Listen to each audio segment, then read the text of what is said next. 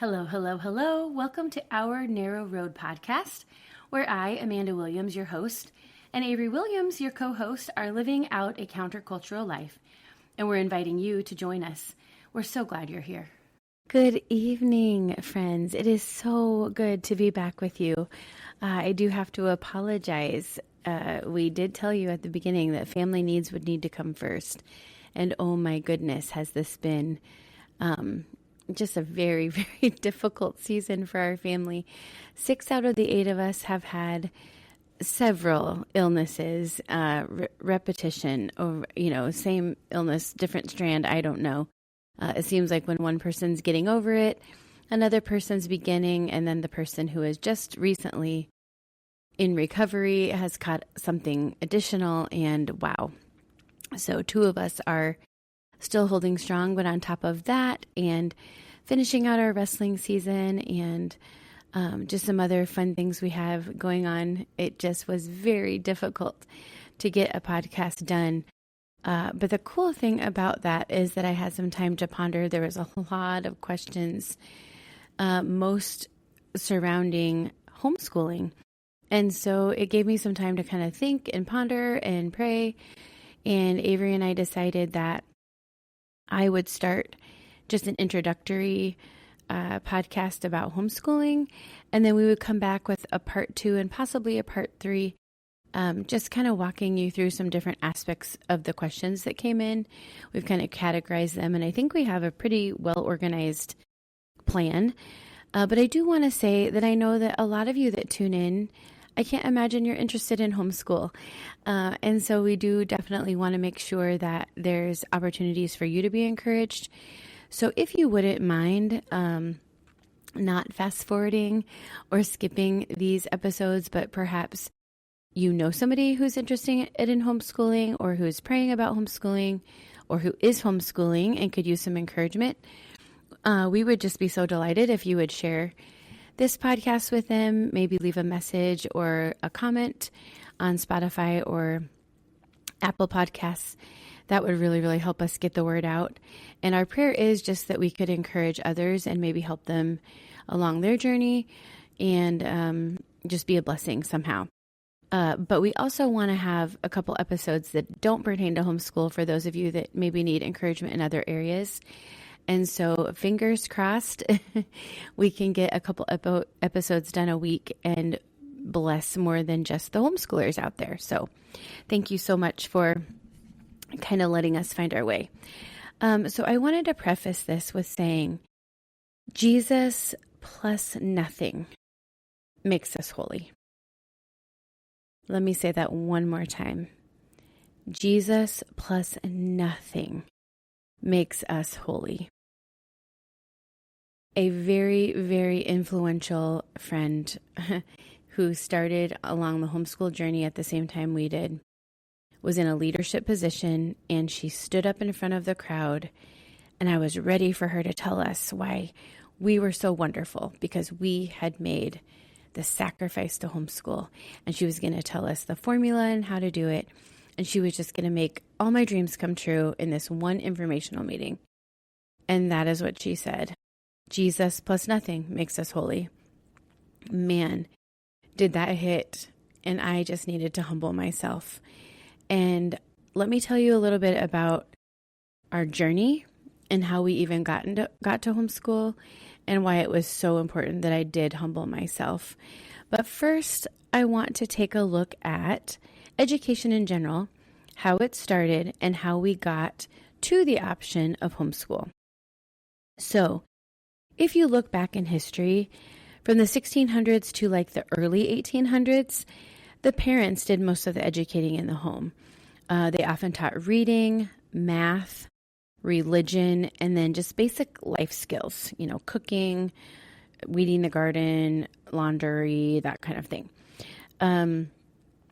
It was very personalized learning, obviously local to the family, and tied very much to daily life. There was apprenticeships, and some of the wealthier families would bring in tutors, but the apprenticeships were mainly around a skill. I think back to learning alongside my kids, and we've learned about a lot of composers or famous artists that started out with an apprenticeship as a young boy or a young girl.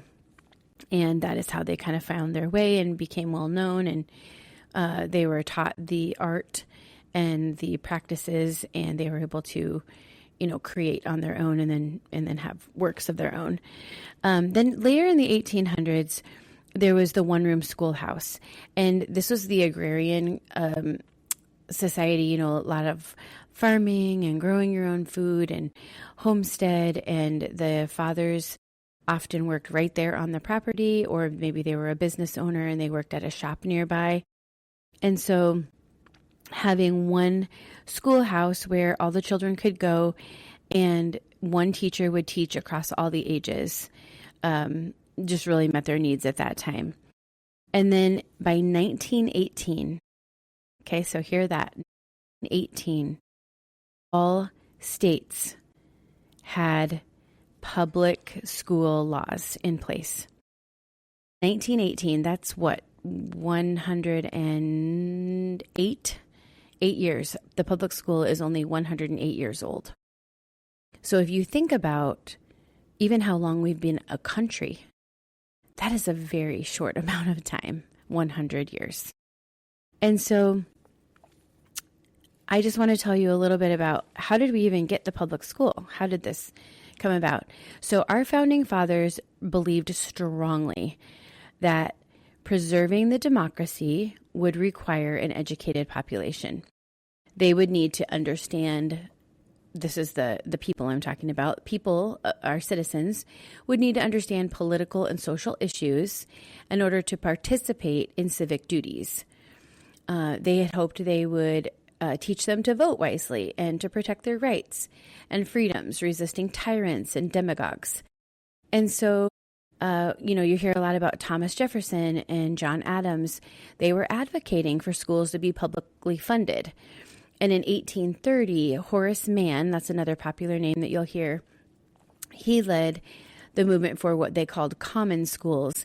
And what he was promoting is that they would teach reading, writing, and arithmetic to the poor or middle class students in hopes of those individuals being able to get better jobs and strengthen the economy of our country.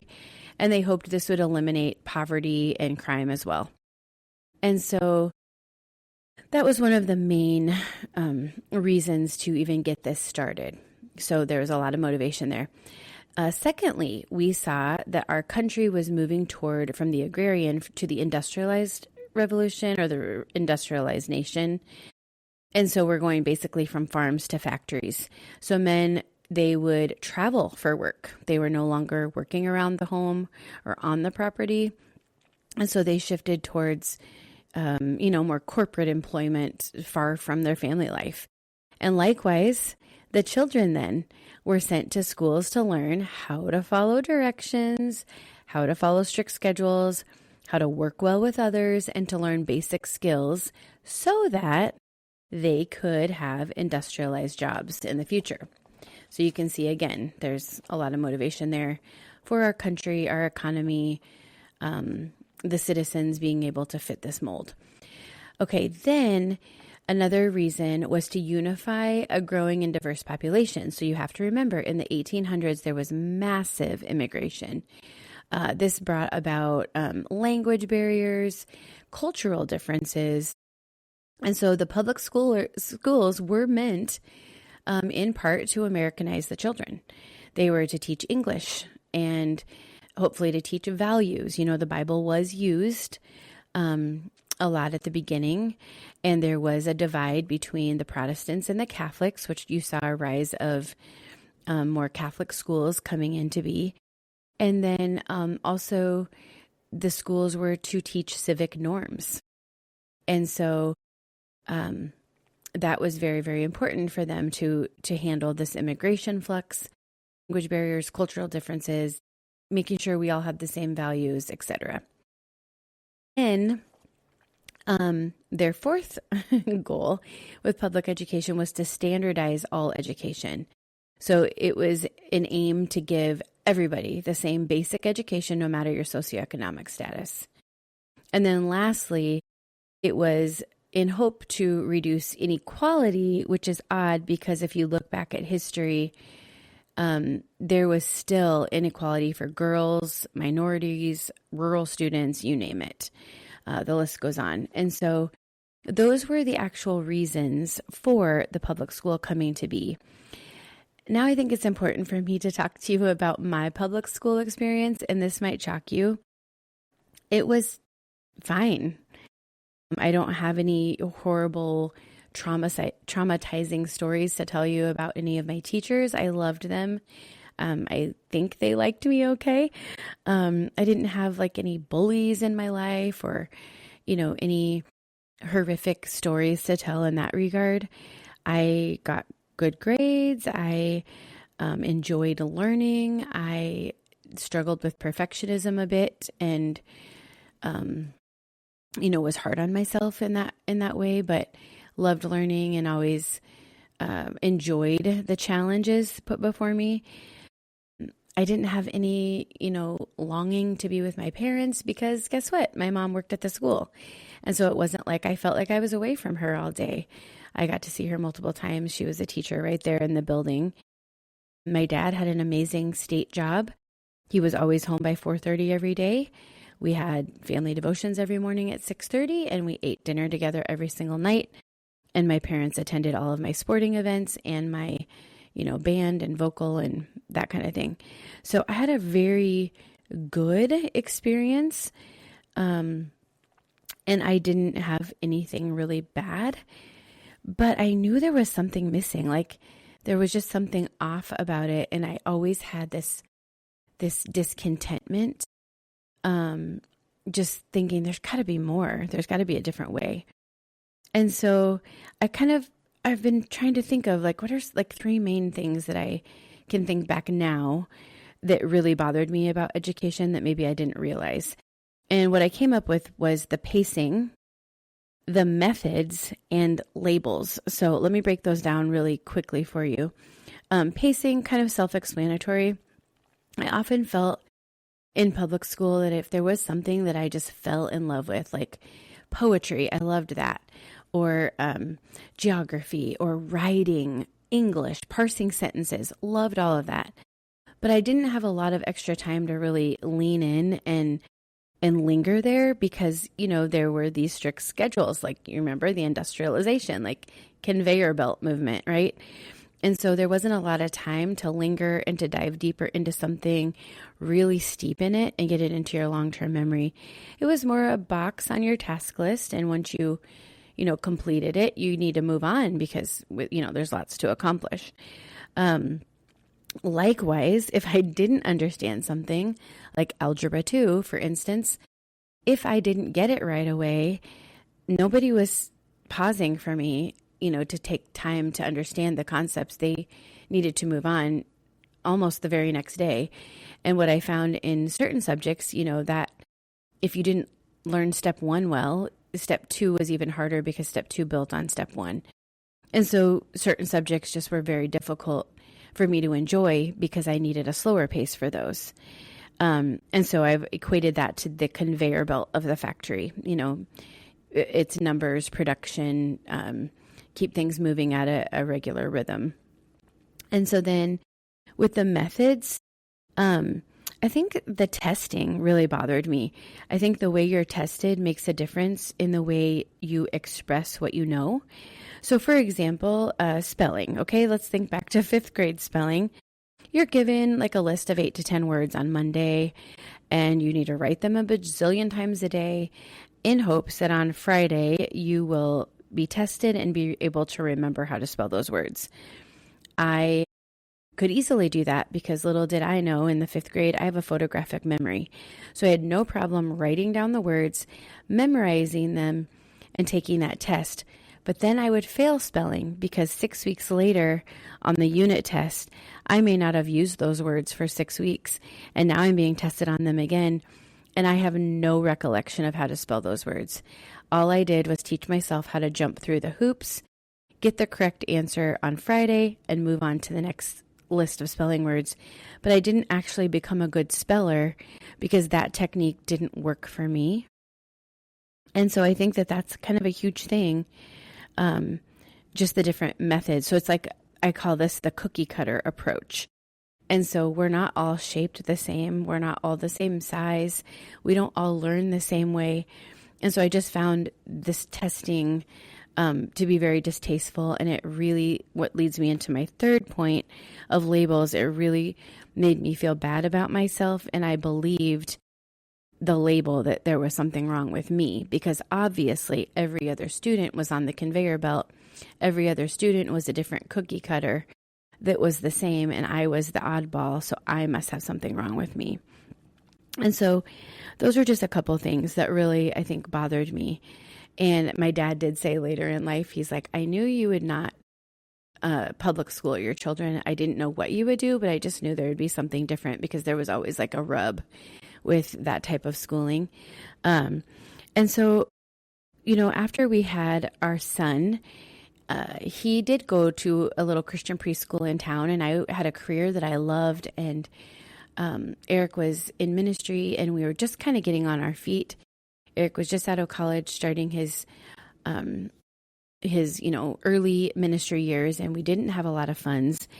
And when I started feeling this stirring as our son was approaching kindergarten age, I was feeling this, I guess for lack of a better term, just the stirring in my soul.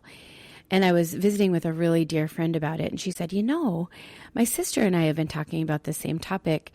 And my sister gave me a couple of resources to listen to that I think really might help you.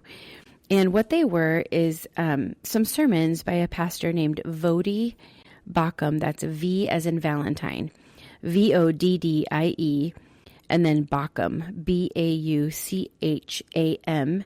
I did look, I Googled these titles, and they are still available for free on the internet. So you could just, listen to them in your earbuds doing laundry or whatever. But the first one is called The Children of Caesar. And that one was really, really good. And I wouldn't say that like 100% of it I would agree with, or even the delivery of the message 100%, but it's very, very good and very well spoken. And I think you get the gist of what he's saying, and you can kind of take some and leave some. The next one is Home Education, Why and How, also very good. The third one is The Role of the Father in Home Education. Amazing. Highly recommend you listen to that with your spouse. And then Don't Let Home Education Destroy Your Marriage. Also very good. And so after listening to these, I was like, oh my word, I know that this is exactly what God's been kind of depositing into my heart and what he's been shaking up and rustling around. And I've got to talk to my husband about this, and I am scared to death because I know that we need the money of my income. And he's probably like counting down the days until I can go back to work. And so I thought this is going to be so difficult to have this conversation.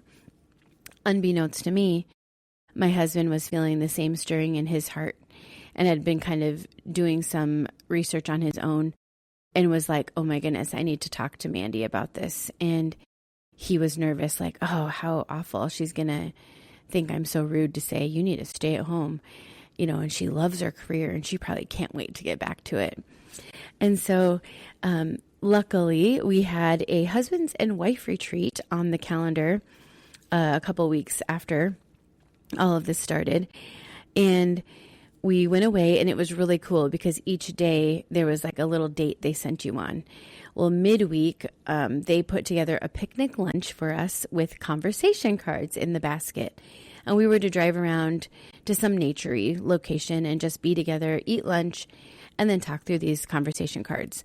And lo and behold, I don't remember the exact wording of the card, but it was something to the effect of like, is there anything that you know that I don't know that we need to talk about, kind of thing.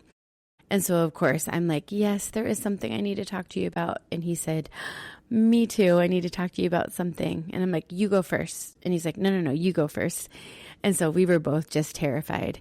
I don't even remember how it came out or who went first or what, but we realized very quickly that we were on the same page. We both were feeling called similarly. There was a bunch of relief with that, but then I just instantly was afraid.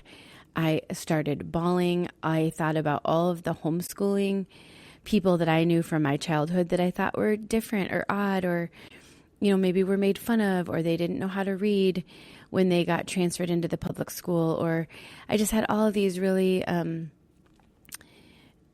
not good memories and I just thought, man, why, Lord? Because then I was like, why, Lord? Why would you ask us to do this? And so I was wrestling, through the spiritual thoughts and the worldly thoughts. And so I just really had to do a lot of work in my soul. And I cried for about the next 30 days, just realizing that, oh my goodness, I have to do this.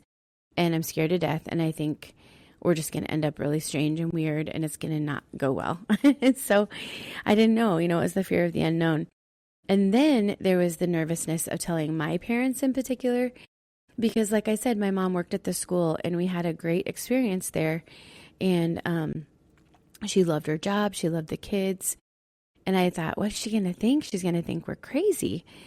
And so I'm really grateful to say she was very supportive, but she did have some concerns. And she was, grateful enough, or gracious enough, for which I'm grateful, that she shared those with me. And it was neat because some of her concerns were the very reasons that I was doubting that I would be good at this. And so it was really good for me to admit those things and just lay them at the Lord's feet. But I remember saying to my mom, you guys have raised us to love Jesus. And to, they'd raised me to love Jesus. They also knew my husband loved Jesus. And they've always encouraged us to come before him and pray when making big decisions. And so that's what we did. And I just said, if you feel like we've gotten this wrong or we've misunderstood God in some way, we just need you to get on your feet or on your face before the Lord at the foot of the cross and just beg him to change our mind. And I will tell you, they are our biggest cheerleaders and have been from that day forward. They are at everything, supporting, helping serve food, helping, provide finances for different things. I mean, they've gone on field trips with us. They are just my best friends. They have just so invested in this calling and really lightened our load through the whole thing. And so from that point, after talking to my parents, and I think this is noteworthy too, because I don't know if any of you have been this way. You grew up in a great home. You're like best friends with your parents. You obey, you follow the rules, you do all the things.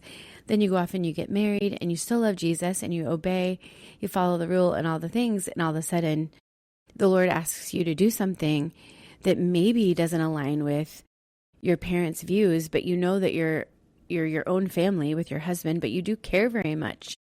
That there's unity, and that they are supportive and that they agree that, yeah, I think you're on the right track, especially when they are your mentors. And so I think for the first time in my life, I was almost 30 years old and felt like I was disobeying my parents, even though I wasn't. It just felt like, oh, this is the first time that there might be some opposition with something my husband and I are going to do. But thankfully, the Lord worked all of that out. And so I just encourage you, if you're feeling this calling, and if how your family is going to respond is maybe one of your hurdles, I would just really encourage you just to continue moving forward in obedience to God and just see what he'll do. It's really quite amazing when we're in his will, how he works those things out. So from there, I had to do some wrestling, like I said, just me personally, like, what is this going to look like? And, back then there wasn't that whole, what is your why? But I was trying to find out why, why are we doing this? How do we give an account for why we believe what we believe? If people are going to start asking us, why are you doing this countercultural thing? I want to be able to explain it authentically, but I hadn't done all that wrestling in my heart. I knew we were being called to it, but I thought there's got to be a better way to describe this to people and give them a little bit more information. And I'm such a visual person. So I was speaking with a friend who had also chosen to homeschool at the same time. And she's like, you know what? She's like, I just had this beautiful visual of a greenhouse and these little plants that were growing in the greenhouse. And she goes, I got so excited about homeschool because it's like, yes, the ceiling and the walls of the greenhouse are sheltering the little plant, but they're still receiving the nutrients and the growth from the sun. And I can water it and we can watch this little plant grow. And I thought, that is beautiful. Wow, that's great. And when we got off the phone, I thought, but something's not right in my soul with that. Like, yes, it's a beautiful depiction, but something just doesn't set well with me and I just can't put my finger on it. And so the next day, Eric was at the church working. I don't know, my kids had a birthday party or something was going on where I had a moment to myself and I was just sobbing. Like I couldn't figure out why God's asking us to do this very hard thing. And even though I felt so confident in it at first, now the rubber is meeting the road and I have to actually do the thing that he's calling me to. And I was so scared. And so I just drove my car up to the church and I pulled into the parking lot. I was going to go inside and have lunch with Eric. And there in front of me was this baby tree that had just been planted. And they had not put it in a greenhouse. It was out in the elements and it was a very windy day. And I just saw this tree tossing back and forth, but I saw that it had two little strings tied around the trunk of the tree and it was attached to the ground. And so the trunk of the tree was being held firmly in place, but the leaves and the bark were still experiencing the harsh conditions of outside. And then I had it. I was like, aha, that's what I want to do. I don't want to shelter my kids from the world. I want to go out into the world with my kids and disciple them through the really hard conditions. And I want to be there with them and experience those hardships with them so that they can grow in strength and stature and be sturdy, sturdy kids, and that the roots would grow deep and strong. And so that was super helpful for our family. I was so grateful that the Lord gave me that visual. It's just a little bit different than the greenhouse visual. Nothing wrong with the greenhouse visual at all. There are definitely times where we need to shelter and protect. But for us, it just wasn't, that's not what God was asking of us. And so it was more of a discipleship thing. And we'll get into more of that in the next episode. So next week, hopefully, the next homeschool episode for next week, I'm hoping that I can share an excerpt from my journal from the first week of homeschool. I journaled every single day, and it did not go well. And I would love to share that with you to encourage you, just to share some things that I learned and things that I would love to pass on to other people that may be a blessing and be helpful. And then after that, I would like to maybe share some things that I did that caused burnout and ways to protect yourself from that. And also then we'll have Avery on, and she's going to share what it was like to be homeschooled. She's my second graduate. She'll just be graduating here in a couple months, and she just has some really good insights. And so I do hope that you'll be able to tune in. And like I said, if you're not a homeschooler, maybe you're a grandma or a single person who don't have kids or doesn't have kids, but if you'd be willing to share this series with somebody who maybe is interested, we would be so grateful. Well, friends, I am going to get some more laundry done. I don't think I shared at the beginning, but we did have a flu bug tonight. One of my sons was sleeping and woke up with a tummy bug, and we had a lot of bedding to do. So I'm going to go switch my load, but I just love you all. I'm so grateful for the time that you spend with us, and I'm so glad you're here.